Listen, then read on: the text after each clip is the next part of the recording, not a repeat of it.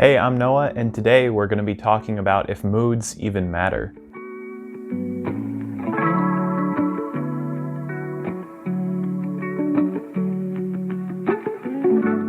So before we get to the main content, I think we should just talk a little bit about language.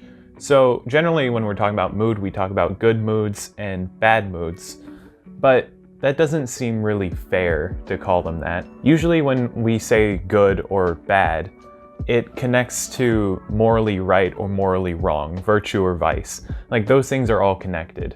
So to call a mood good is basically saying that it's morally right to be in that mood, and calling it bad means it's morally wrong. But really, there's nothing morally right or wrong with being in a good or bad mood. If you don't believe me, just think about this for a second.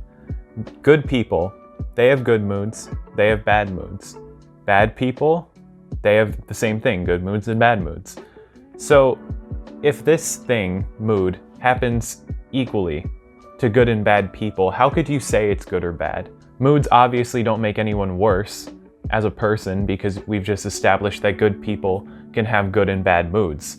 And bad people can have good and bad moods. They're not any better or worse because of the mood. But obviously there's still some preference there. Like we prefer to be in a good mood and we don't prefer to be in a bad mood. So there still has to be terminology, but I'm gonna propose something different. Instead of good, we can say lighthearted.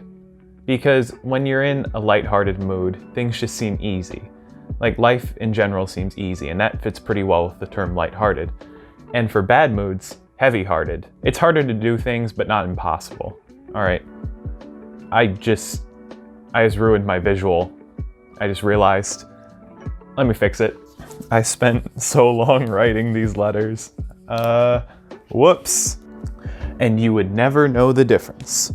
Not one thing is different about this, right? Completely the same, right? Okay, now onto the content. So when we're talking about emotions, I like to compare them to an advisory committee with you at the chair of that committee.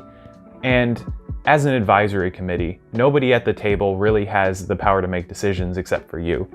Everyone sitting at the table, they're your emotions, happiness, sadness, whatever.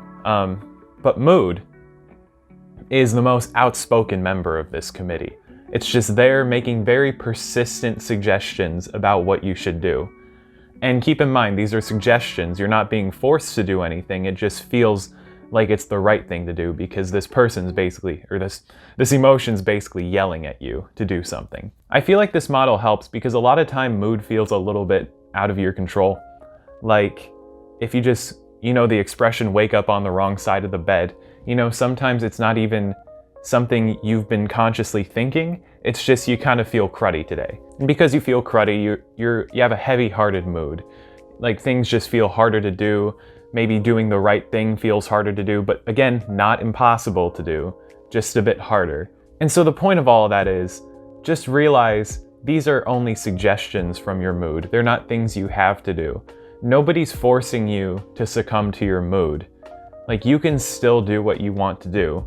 You don't have to just go along with whatever your first thought is. I don't know when it gets learned for people to immediately default to their mood for their actions. Like they just say, oh, I'm in a bad mood. I'm just gonna not do things today. I'm gonna be bad today. Like, why? Where does that come from? Why do we just immediately default to however we're feeling? You don't have to default. You can be rational. Your emotions are independent from your rationality. You don't have to conflate them.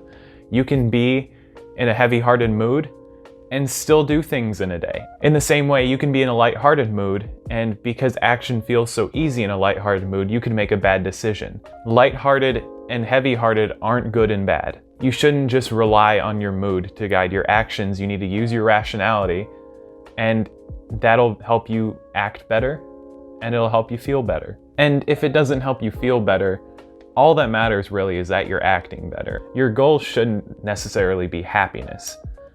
It should be being good. You can control being good, but like I said, sometimes moods feel out of control. You can't necessarily control your happiness. You can do a lot to influence it, but you can't fully control it. And you don't want to pile on yourself for being in a bad mood. Like, oh, I'm such a terrible person, I'm in a bad mood.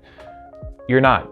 you just feel a little heavy-hearted. It's hard to do things, but if you're doing the right thing, that's what counts. It doesn't matter what's being suggested to you by your emotions, by your mood. It's what you end up doing, because your emotions are separate from your rationality. Let's say I'm feeling kind of cruddy in a day. Either something happened or I just woke up feeling that way, but I have to do some research. And I know, at least for me, I kind of find research fun after I start doing it. The whole actually sitting down, opening the laptop, starting the research, that's the hard part. Picking up the book is the most difficult part. So when I'm in this cruddy mood, my immediate suggestion from the mood is just not do anything. Just like eat crappy food and ignore the task and push it off, even though I know I like to do it. And it's the right thing to do in this case, since it's kind of something I gotta do. There's no reason to bow to this immediate suggestion and just throw everything off for the next day or the next week or never, and do something bad instead. I make the final choice. I'm the one who chooses to follow the suggestion or go along with what's right. I don't have to do bad things because I feel weighed down. It's just a type of pressure that can be resisted. It makes things harder but not impossible. You need to get out of the mindset that you have to follow what your emotions are telling you to do. Use your rationality, use the head. You can do other things. And again, there's nothing wrong with feeling a little heavy-hearted. It's just sometimes that happens. You can prefer one or the other, but sometimes they just happen. And you have to apply your rationality no matter what. These are called indifference, by the way. That's something that'll be very important for you when learning about stoicism. But really, this video is more original ideas. Like, I don't think I've read them anywhere. Someone else probably had them, of course, but I don't think I picked up these specific ideas anywhere intentionally. So if you liked the video, didn't like the video, have something to say about the idea, let me know in the comments. Leave a like, subscribe, and ring the bell. And I will see you next time. Guess who's been sitting here? Bye!